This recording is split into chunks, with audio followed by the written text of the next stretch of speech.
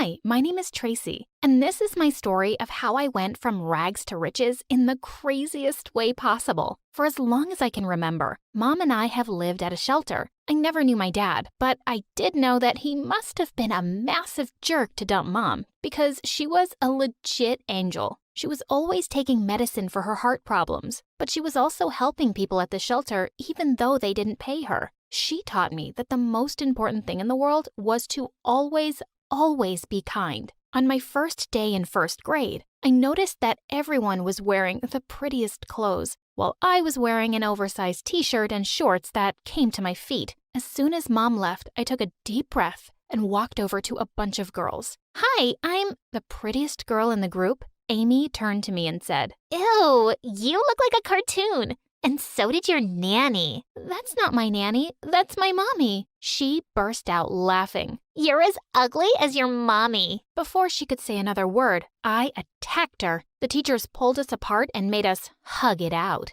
For the next few years, school continued like that. Amy became my biggest nemesis and was always trying to be a pain in my butt. One day when I was in the 8th grade, I was walking to school when I suddenly heard a strange scratching sound from behind the dumpster. I decided to take a look. It was an adorable little puppy trying to hide under an old cardboard box. I picked it up and wrapped it in my school jacket. Hey there, little guy. You lost? Just then, I noticed it was wearing a collar made of diamonds. Aw, baby. Someone loves you. Just then, a manic-looking man in a suit came running out and out of another alley. The minute he saw me, he charged straight towards me and snatched the puppy from my arms. Hey, what are you? Before I could finish, a woman dressed in really fancy clothes and heels came running after him, and she started screaming when she saw the puppy. Had these crazies broken out of some rich people's mental hospital? Oh, my kushushu, pushushu boo boo. Baby, Mama missed you. And then she turned to me angrily. You were trying to steal my dog. Excuse me, I wasn't trying to steal your dog. I just picked him up from the street. To steal him? Or his collar? No, to help him. I'm not some common thief. Finally, the woman looked like she believed me, and she said, Fine. You saved my Jimmy, and I don't want to owe you any favors. My car is parked there. Come with me, now. I said no, and that she was a stranger. Then she nodded to her driver, who made me get in the car immediately. Take us to the big bazaar, and let's get her whatever she wants. We reached there, and as the driver was walking in with me, I spotted the nearby pharmacy and said I wanted to go there. When she asked me why, I said the only thing I wanted to buy was medicine for my sick mom. I even took out the prescription and showed it to him. The driver walked back to the lady and explained everything to her. She looked really surprised and then nodded. Once I'd bought the meds, she offered to drop me back home. As soon as we got there, I realized the bridge between our two worlds, her fancy car and my old shabby shelter home. I felt kind of embarrassed, so I quickly thanked her and ran inside. But to my surprise, the woman was waiting for me outside the shelter the next day, and she had a doctor with her. She had brought him to check up on my mother.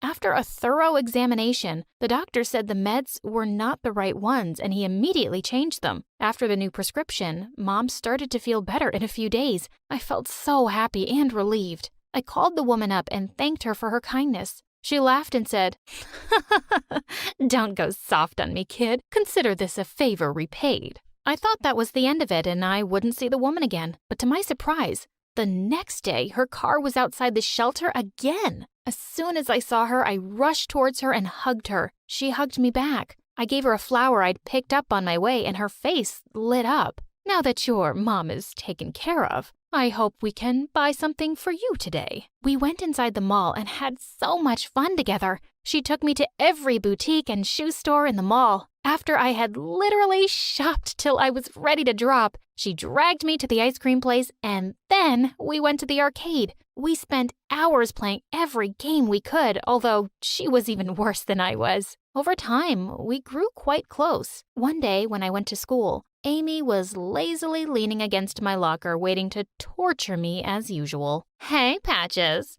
How many times are you going to patch up that ugly coat? It's beginning to look like a quilt now. I completely ignored her as I removed my coat, and then suddenly everyone gasped. I was wearing some of the new clothes the rich lady had bought for me the day before, and then they noticed my Prada bag. What did you do, Tracy? Rob a bank? Oh, I just decided to take fashion a little seriously. And let me give you some advice. That shade of green on your face is a really ugly look. Everyone was suddenly taking me more serious now that I was better dressed, and even coming over to me for fashion tips. I knew it was pretty shallow of them, but seeing how much it bothered Amy made it worth it. One day when we were at lunch, Amy and her minions walked up to me. She glared at me as though she'd eat me alive. Suddenly, I realized we were wearing the same outfit. Admit it. You're wearing a cheap copy. There's no way you can afford an original limited edition.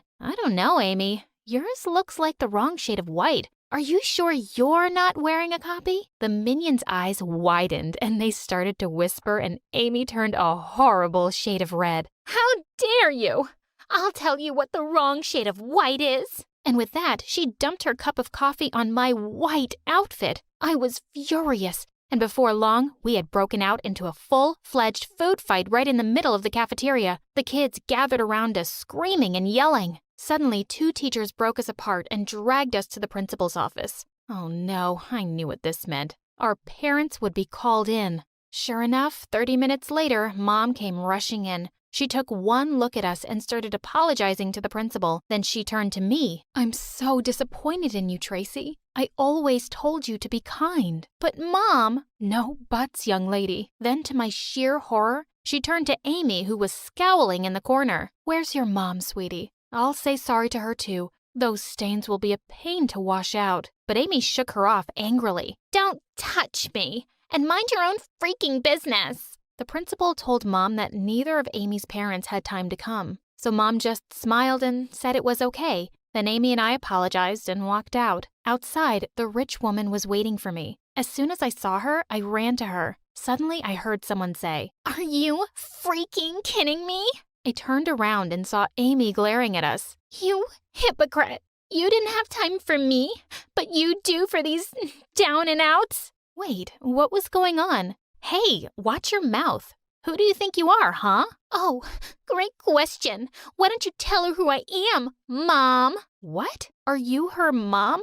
You said you didn't have any kids. Oh, am I dead to you for good? Amy, stop it. Amy stared at her mother with rage in her eyes. No, you don't get to tell me anything anymore. Don't act all mommy dearest now when you haven't even bothered to talk to me in ages. What? You don't talk to your own daughter? What kind of mother are you? Tracy, Amy, I can explain. I was all so confused and puzzled. She'd been going around acting like a great mom figure to me, while she acted like her own daughter didn't even exist. I just turned around abruptly and ran home. I kept ignoring the rich woman's texts and calls because I was still reeling with shock over what had happened. But eventually, I decided that she deserved a chance to explain herself. And I told her that I would meet her after school. But as I was heading out of school the next day, I felt someone pull me by the back of my shirt. It was Amy, looking like a psycho. And where do you think you're going? To meet my mother? I shook her off. It's none of your business, Amy. And whatever is going on between you and your mom is not my fault. You better not meet her ever again, Tracy, or I'll have you and your mother kicked out of the shelter. Oh yeah? How do you think you can even do that? Her face twisted into an evil smile. Oh, my dad's a really powerful person on the city council. And once he tells the shelter people that you and your mom robbed my poor mother to buy branded clothes, they definitely won't be keeping thieves there. Just looking at her face, I knew she meant what she said. I hated being bullied by Amy like this, but I couldn't afford to land myself and Mom on the streets. I texted the rich woman to never contact me again. I even sent back everything she'd given me and went back to being my old, invisible self at school. Days turned into weeks, and before I knew it, 2 years had gone by without talking to the rich woman. Even though I kept my end of the bargain, Amy kept bullying me at school. And the psycho even started following me around in her car. Once I was buying ice cream at the grocery store when she popped out from behind a shelf and completely startled me. Aha! That's my mother's favorite ice cream. I know you're still seeing her. She kept accusing me of still seeing her mom, and of course, Nothing I said could convince her otherwise. I was just glad I was leaving school soon. On graduation day, I ran to hug Mom after receiving my high school diploma. I heard Amy's voice and turned to see her standing behind us. Aw, isn't this such a sweet mother-daughter moment? Sorry to ruin it, but I have some news that's too good to keep from you any longer. And with that, she shoved a paper in my hands, and Mom and I stared at it in horror. It was a notice from the city council saying that our shelter would be permanently shut down because it had lost its funding. How can you do something like this? Do you have any idea how many people will lose their homes? I forgot the part where that's my problem. All I care about is you losing yours, and Daddy will make sure it happens. And I will make sure that it does not. We all turned around to see the rich woman. She took the paper from my hand and said she would pay whatever funds the shelter needed to stay open, and there was nothing Amy's dad could do to stop that. Amy looked like she was about to explode. Amy's mom turned to her and said, "Your dad is always trying to make you just like him, Amy, but I know you're better than that. He kept you away from me, but you're old enough to decide now, darling." Amy looked into her mom's eyes and shrugged off her hand. No, I'm going to stay with Dad. You can be a mother to 100 street rats like her for all I care. Just then, the principal came running towards us and said, "Oh, you must be Amy's mother. I've been waiting for one of her parents to show up.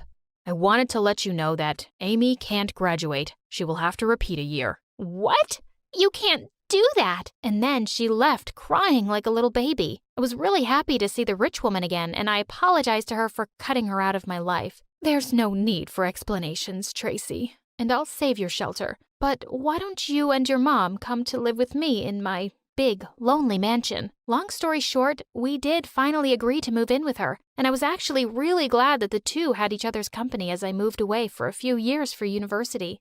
I met a wonderful guy there, and after graduation, we moved back to my hometown so I could help the rich woman manage her business. I'm a successful businesswoman now with 2 beautiful kids and 2 doting grandmas who are always happy to babysit.